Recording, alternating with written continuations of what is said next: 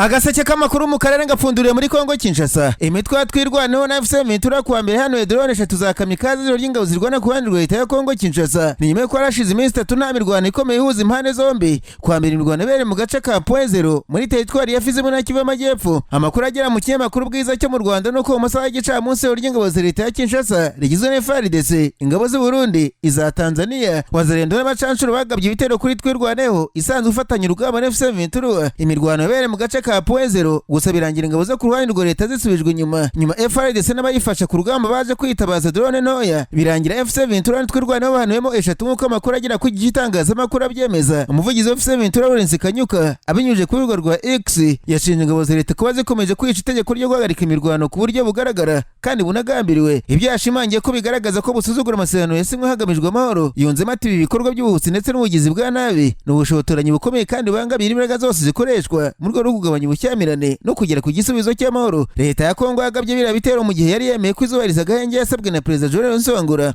Na gahenge kazatangira kwezi kwa gatatu tariki ya 18 z'ukwezi kwa kabiri. Andi makuru agera mu ikinyamakuru nuko kwa gatatu y'icyumweru gishize hazamutse ingabo nyinshi zaturutse mu gihugu cy'u Burundi zije gutanga ubufasha bwo gufata komine Minembwe. Na mu gihe ingabo nyinshi zo mu mutwe w'abasirikare bashinzwe kurinda Perezida wa Kongo Kinshasa zamaze kuva ku mirongo y'urugamba zihungira mu mujyi wa Karere. Hanyuma serivisi zo guhamagara kuri telefone na internet zasubijweho muri teritwari ya Masisi. Nyuma y'iminsi myinshi zikuyeho bikagira ingaruka no kuri Rucuru no mu bindi bice byo muri Kivu Amajyaruguru. Nyuma y'ibyumweru hafi bitatu izi serivisi zahagaritswe, imiyoboro ya Airtel, Orange ndetse na Africell yashubijweho mu ijoro ryo kuwa mbere. Biravuga ko imiyoboro ya Vodacom ariyo itarasubizwaho nk'uko amakuru aturuka mu bice bitandukanye byemeza. Abayobozi muri FCM bashinje guverinoma Kinshasa kuba inyuma y'ihungabana ry'izi serivisi. Biravuga ko gusubizwaho byagariwe ihumure ku baturage baho bamaze igihe kinini babuze uburyo bw'ingenzi bw'itumanaho. Hanyuma umujyanama wa Perezida Donald Trump ku bibazo bireba na Afurika Masadi Bros yatangaje ko adashobora kwemeza niba leta z'ubumwe za Amerika zizafatira ibihano Perezida Paul Kagame kuko nta makuru abifiteho. Yasubizaga umunyamakuru Mike Tyson wa televiziyo ya France 24 urumvaje niba Washington itenga gufatira ibihano umukuru w'igihugu cy'u Rwanda ishinja kwica mu buryo bukomeye amasezerano ya Washington. Mu kiganiro bombi bagiranye, Peremani yagaragaje Masadi Bros ko nyuma y'isinywa ry'amasezerano ya Washington hagati y'u Rwanda na Kongo Kinshasa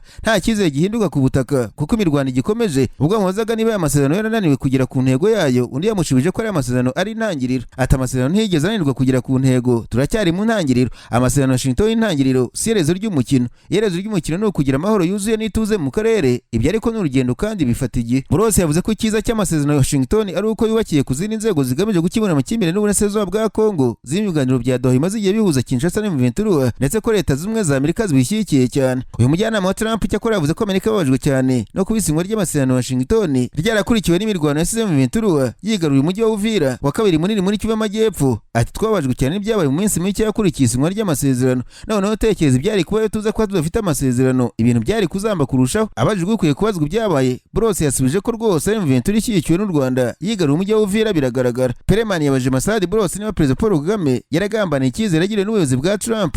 Undi asubiza ko mu bitekerezo byacu twavuga ko habaye kwica mu buryo bukomeye amasezerano ya Washington. Abajijwe niba Amerika igifitiye icyizere Perezida Kagame, umujyanama wa Trump yavuze ati turabyizera, turi kuganira nawe, nta ntambwe zifatika turabona ku rugamba. Icyo twabanye nuko nyuma y'uko umutwe wa Ventura ushyigikiwe n'u Rwanda ufataga umujyi wa Uvira, nyuma yo kuganira Perezida Kagame bahise bava mu mujyi wa Uvira. Bros cyakora yavuze ko Amerika ifite amakuru y'uko Ventura itarava byuzuye muri Uvira kuko gifite ingabo mu misozi yitegeye uriya mujyi ndetse no mu majyepfo yawo. Umunyamakuru yibukije Bros ko Kongere ya Amerika ikomeje gushyira igitutu kuri Perezida Kagame amubaza niba hari ibihano baba bateganyiriza u Rwanda cyangwa se umukuru w'igihugu. Yashubije ko leta z'ubumwe za Amerika zifite umubare w'ibikoresho byinshi biri mu bushobozi bwazo tuzafata zimwe mu ngamba. Mike Tyson hese amubwira atari ko twumvise Perezida Kagame avuga ko ibyihano atabyitayeho mbere y'uko ndamusubiza ko twumvise ibyo yatangaje tuzareba. Ibi ntabwo bizaba ari bishya, urabizi ko mezi make yashize leta z'ubumwe za Amerika zafashe ingamba nyinshi muri nzego twafata ibihano abantu ku giti cyabo batandukanye ndetse n'ibigo bivuga mu bucuruzi butemewe. Ni muri urwo rwego twafata ibihano. James Kabari wa hafi ye abajijwe n'umukuru w'igihugu nawe azahanwa. Masadi Bros yaje umunyamakuru Mike Tyson ati sinshobora guhwihwisa. Ati iki ni icyemezo gihuriyeho tuzasabwa gufata, si umuntu ku giti cy'uzagifata kiretse aba ari Perezida wa Leta z'ubumwe za Amerika. Yunzemo ko ubwo amasezerano ya Washington yasinywaga Perezida Trump yarahari bivuze ko ari umuhamya wayo ndetse bikaba bivuze ko we na ba Perezida Kagame na Tshisekedi hari ibyo biyemeje. Impamvu Washington itazigera ifatira amasezerano nk'ikintu cyoroshye. Minisitiri w'Ububanyi n'Amahanga w'u Rwanda Olivier Nduhungirehe arutse kubwira ikinyamakuru France 24 ko nta bihano bibaho ku isi bizabuza u Rwanda kurinda imipaka imipaka yarwo ndetse n'iy'abaturage barwo. Nyamara ariko Minisitiri w'Ububanyi n'Amahanga w'u Rwanda Olivier Nduhungirehe yanenze ukubogama k'ubunyamakuru waganirije umujyanama mukuru wa Perezida wa Leta Zunze Ubumwe za Amerika mu by'ubufatanye na Afurika Masadi Buros. Ni igisubizo yatanze kuri uyu wa kabiri ubwo yasabwaga kuvuga ku kiganiro umunyamakuru wa France 24 Marc Perelman yagiranye na Buros cyasohotse ku mbuga nkoranyambaga. Atuzanyibutse kukubwira uko mbyumva ubwo hazaba habaye ikiganiro kitabogamye cy'umunyamakuru wa France 24. Sinshishikajwe n'uburyo bwo gushaka kwigaragaza ko abanyamakuru cyangwa se impirimbanyi bahora batekereza u Rwanda. Tariki enye Ukuboza umwaka ushize u Rwanda na Kongo byagiranye amasezerano y'amahoro bifashijwe na Amerika ariko ntiyubahirijwe kuva yasinywa. Aya yashimangiraga andi yasinywe tariki ya 27 Kamena uwo mwaka. Mu kiganiro cyasohotse tariki ya 13 Perelman yabajije Buros niba aya masezerano ntacyo yagezeho, asubiza ko yabaye intangiriro y'urugendo ruganisha akarere ku mahoro, abona ko yadasinywe ibintu byari kuzamba kurushaho. Ati kuva mu ntangiriro twavuze ko amasezerano y'amahoro ya Washington atari iherezo ahubwo ari intangiriro. Amaherezo azaba amahoro yuzuye n'umutekano mu karere, ariko urwo n'urugendo ruzatwara igihe. Buros yasobanuye ko ikiza cy'amasezerano y'amahoro ya Washington ari uko yubakiye ku bisubizo byinshi bigamije gukemura buri ngingo igize amakimbirane, kandi ko azunganirwa na gahunda ya Doha ihuza leta ya Kongo na M23 ishyigikiwe na Amerika n'Umuryango wa Afurika yunze ubumwe. Ati iyo gahunda rwose iratwunganira kubera ko igamije gukemura ibibazo biri hagati ya M23 na leta ya Kongo. Mu by'ukuri ibyo ntibiri mu masezerano y'amahoro ya Washington. Amasezerano y'amahoro ya Washington hagati y'u Rwanda na Kongo. Leta ya Kongo yashinje u Rwanda kurenga ku masezerano y'amahoro ya Washington nyuma y'abarwanyi b'M23 bafashe umujyi wa Uvira tariki 9 Ukuboza umwaka ushize, itangira gusaba Amerika kurufatira ibihano bikomeye. Umunyamakuru yabaje Buros niba Amerika ifite icyizere Perezida Kagame nyuma ya M23 ifashe umujyi wa Uvira, asubiza agira ati twizera ko tumwizera turaganira. Muri icyo kiganiro umunyamakuru yaranzwe n'imyitwarire igamije kugaragaza ko u Rwanda rwo kibazo mu burasirazuba bwa Kongo, ndetse asunikira Buros gutangaza ko bazarufatira ibihano nubwo rinze kugira icyo abivugaho. Uyu munyamakuru yabaje Buros niba ari icyo Amerika iteganyiza Kongo Kinshasa nyuma yo kwanga usenya FDLR,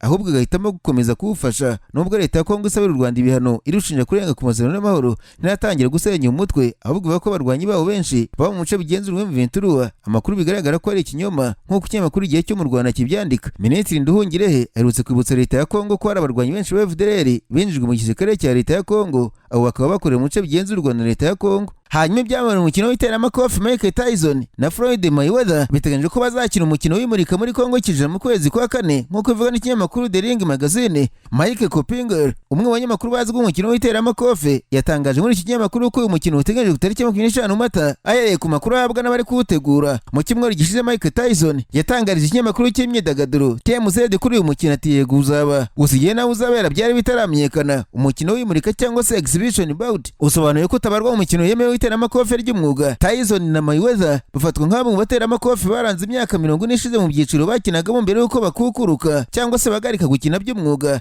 The Ring ivuga ko uyu mukino uzaba mu rwego rwo kuzirikana umurage wa Rambo in the Jungle imyaka 52 nyuma yaho. Rambo in the Jungle ni umukino umwe mu yamamaye cyane ku isi w'iteramakofe wuje icyamamare Muhammad Ali na George Foreman, ubera Kinshasa mu cyahoze ari Zaire, ubu ni Kongo Kinshasa y'ubu yategekwaga na Perezida Mobutu Sese Seko. Asubiza kuri iyi nkuru nzanga Mobutu, umwe mu bahungu ba Perezida Mobutu, yatangaje ku rubuga rwa X ko yishimiye cyane kumva iyi nkuru ikomeye itangazwa na Mike Kopinger. Mike Tyson w'imyaka 59 yahoze ari nimero mbere ku isi mu baremereye, nubwo yakukurutse muri uyu mukino aracyagerageza kuwubonekamo. Muri 2024 yakinnye umukino na Jake Paul warebwe n'abantu miliyoni 100. Mayweather w'imyaka 48 nawe ni umukukuruki mu iteramakofe, yahagaritse gukina ataratsindwa umukino n'umwe, amaze no kwegukana amakamba y'uwa mbere ku isi mu byiciro bitanu by'abateramakofe biro bikeya. Hanyuma ariko umukwabu ukaze wakoze mu mpera z'icyumweru gishize n'ishami rishinzwe abinjira n'abasohoka muri Zambia mu mujyi wa Ndora watumye hafatwa abenegihugu barenga 80 b'abanyekongo, bamwe bakaba barirukanwe muri Zambia nk'uko amakuru aturuka muri ako gace agira kuri Radio Okapi bitangaza. Abantu bashinjwa kuba muri Zambia mu buryo budakurikije amategeko. Abatetsi ba Zambia bagaragaza ko abantu bagera ku 170 mu bihugu bitandukanye bakekwaho kuba mu gihugu mu buryo butemewe n'amategeko, muri harimo abanyekongo barenga 80 barimo n'impunzi. Iki gikorwa cyateye inkunga n'izindi nzego zishinzwe umutekano muri Zambia, kibasiye uturere twinshi twa Ndora nka Hillcrest, Mitengo, Kawama, Kansenshi ndetse na Dorahiri.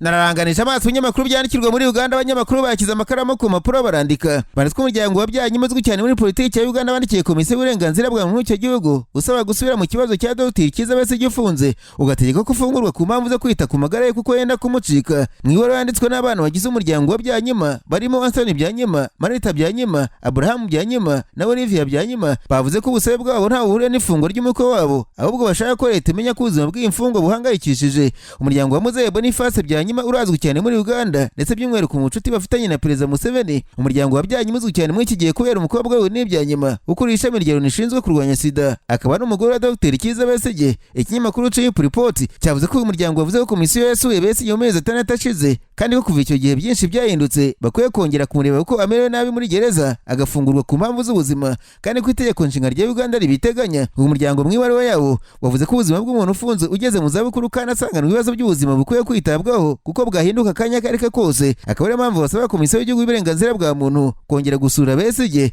bakareba uko amerewe, leta igafata umwanzuro ukurikije amategeko yo kubahiriza uburenganzira bwa muntu. Umuryango wibutsa ubutegetsi bwa Uganda ko kubahiriza uburenganzira bw'ufunze ntacyo bitwara ubutegetsi kandi ko ubutabera buciye mu mucyo bunajyana no kuburana ari umuntu umeze neza afite ubuzima. Umuryango wa Byanyima wongeye kwandika nyuma y'uko komisiyo yifuza ko yamusuye kane kose umwaka ushize bagasanga Kiiza Besigye niberege nta n'igicurane ataka ategereje ubutabera. Komisiyo y'uburenganzira bwa muntu y'Uganda ivuga ko urubanza rwa Besigye rwakabaye rwaraciwe ariko rwatindijwe no kuba bamwunganira batinze urubanza ku bushake. Umuryango wa Byanyima wavuze ko utavuga ku byo mu manza ushaka ku itegeko nshinga ryisungwa hagatabarwa umuntu uri mu kaga mu nyururu kandi arembye. Nasimbukiye mu Burundi abanyamakuru bicaye imbere ya mudasobwa barandika banditswe urubyiruko rw'abasore n'inkumi rukora ubucuruzi butandukanye mu mujyi wa Bujumbura rwamagana ikuru by'urubyiruko rushamikiye ku ishyaka CNDD-FDD ruzwiho imbonerakure rukunze kubafungisha imiryango buri munsi nyuma ya saa sita bagategekwa kujya mu nama ziba zateguwe n'ishyaka. Ikinyamakuru SOS Media cyavuze ko izi mbonerakure zisohora abo bacuruzi zivuga ko zishaka kureba ko n'abarwanyi b'uburasirazuba bwa Kongo ni ukuvuga M23 babishe muri Bujumbura mu maduka yabo. Urubyiruko rukora ubucuruzi ruvuga ko rudashyigikiye ko buri wese ajane ku mikoro bya politike ku ngufu. Abacuruzi bavuze ko bibabaje kubona urubyiruko rw'imbonerakure rwifata rugafungisha amaduka na za butike na rwego rwabitegetse. Aba barundi bavuze ko icyo bari cyose bamwe babikora bagamije kwigura ndetse ngo ikibazo cy'imirwano yanganije mu mitura n'ingabo z'u Burundi hafi ya Bujumbura cyahamuye abaturage kuko ari ibisasu berutse kuva muri iyo mirwano bikomeretsa umugore n'umwana we mu Burundi. Abacuruzi barasaba inzego za leta guhagurukira ibikorwa bakabyamagana, umutekano ugacungwa n'abawushinzwe hakavamo abasore b'imbonerakure. Abo baturage batuye muri komine Mukaza muri zone ya Bwiza bavuze ko barambiye imikorere y'imbonerakure. Ikinyamakuru SOS Media cyavuze ko urubyiruko rushamikiye ku ishyaka CNDD-FDD rurambiranye kuko ruhora rushinjwa mabi. Ishyaka CNDD-FDD kunze gushyira imbere imbonerakure kuko rivuga ko arizo musingi w'iterambere n'umutekano kuko barinda imipaka y'igihugu. Perezida Evariste Ndayishimiye nawe ubwe yumvikanye ashima cyane urubyiruko rw'imbonerakure agaragaza ko murondo rukora ari umusingi w'umutekano nubwo abaturage bavumira ku gahera. Naho kandi Perezida Evariste Ndayishimiye w'Uburundi yasasuye ibitenge n'abaturage b'ubwo yageraga i Bujumbura kubutse Addis Ababa muri Ethiopia. Uyu mugabo yakiriwe mu cyubahiro nyuma y'uko mu cyumweru gishize yahawe inshingano zo kuyobora Umuryango wa Afurika yunze ubumwe. Mbere yo kugera i Bujumbura mu mihanda yo muri uyu mujyi abaturage baje kumwakira bari benshi nyuma y'ubukangurambaga bwakozwe n'inzego z'ubutegetsi. Uyu mugabo nyuma yo kugera mu Burundi yagaragaye ari kumwe n'umugore we bagenda basuhuza abaturage bari bahagaze ku nkengero z'imihanda. Bamwe mu baturage basasiye Perezida Evariste Ndayishimiye ibitenge kugira ngo abinyureho atambuka nk'ikimenyetso cyo kumushimira ku bw'inshingano aherutse guhabwa. Ndayishimiye wasimbuye Perezida Nsongora niwe perezida wa mbere w'Uburundi wahawe inshingano zo kuyobora Umuryango wa Afurika yunze ubumwe. Mu mwaka umwe agomba kumara ayoboye uyu muryango ahanzwe amaso kugira ngo azakemure ibibazo byugarije umugabane birimo intambara zo mu bihugu bya Sudani na Repubulika ya Demokarasi ya Kongo, ibibazo by'iterabwoba byugarije akarere ka Sahel ndetse n'ibindi. Naho Minisitiri w'Intebe wa Tanzania Mwigulu Nchemba kera kabaye yemeye ko igihugu cyugarijwe n'iburirwa irengero ry'abaturage, asaba inzego kurinda abaturage bakunda kuvuga ikibari ku mutima kuko bavuga ari bo burirwa irengero cyane. Ikinyamakuru The Chanzo cyavuze ko Minisitiri w'Intebe bivuze ku wa mbere nabwo bitungura abantu kuba leta yemera ko mu gihugu abaturage bashimutwa. Ubwo ari mu karere ka Muheza mu ntara ya Tanga, umutegetsi mu nzego z'ibanze n'uwasembuye Minisitiri w'Intebe ubwo avuga ko ari mu mazi abira kuko umwe mu bategetsi mu karere yamuteye ubwoba ko azamwumvisha agaragaza ko ashobora kurirwa irengero. Uyu mutegetsi wo ku rwego wageranye n'umudugudu ukurikije uko inzego z'ibanze zubatse mu Rwanda yavuga ko ari abakomeye yatanzeho amakuru bakora ubucuruzi butemewe n'amategeko mu ifasi ye,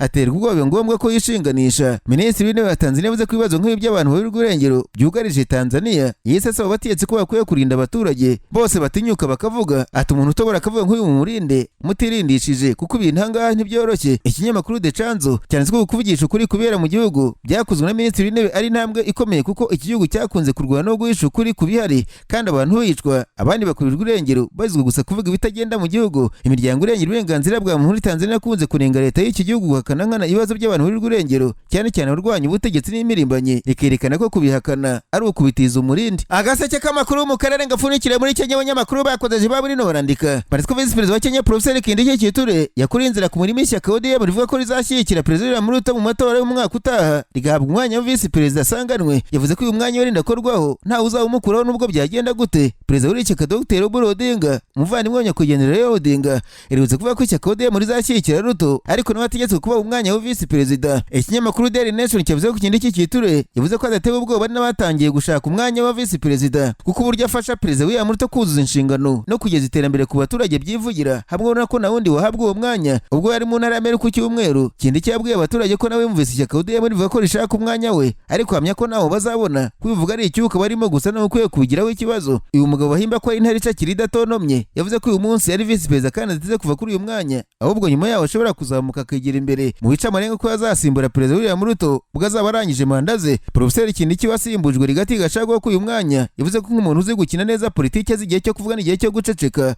amya ko atari bavugirije nk'abamwonya politike bapfa guhuragura ibigambo kuko uyu mwanya yeweho n'ishyaka ODA ryagendeye ku buryo abaturage bamwibonamo. Naho urukiko muri Sudani y'Epfo rwateje agaciro isakwa risuzuguza umuntu ufunze rutegeka abashinzwe gucunga imfungo ko bitemeye kongera kwambura umuntu ufunze imyambaro y'imbere hagamijwe kumusaka ruvuga ko ari igikorwa kigamije kumusuzugura no kumutesha agaciro. Radio Tamazuje yatangaje ko urukiko rwavanye icyo gikorwa kigayitse biturutse ku kirego cyatanzwe n'umunyamategeko Riek Machar woza ari Vice Perezida w'iki gihugu. Muri Sudani y'Epfo abanyururungu ubusanzwe babasaka babatunguye ndetse bakabambura imyenda yose kugeza gukambara uwambariyeho ariko urukiko rwanze ko bihwanye cyane n'ibarizwa ry'uburenganzira bwa muntu cyane cyane mu ngingo ziva ko ufunzwe abatagomba guteshwa agaciro cyangwa se guterwa ipfunwe.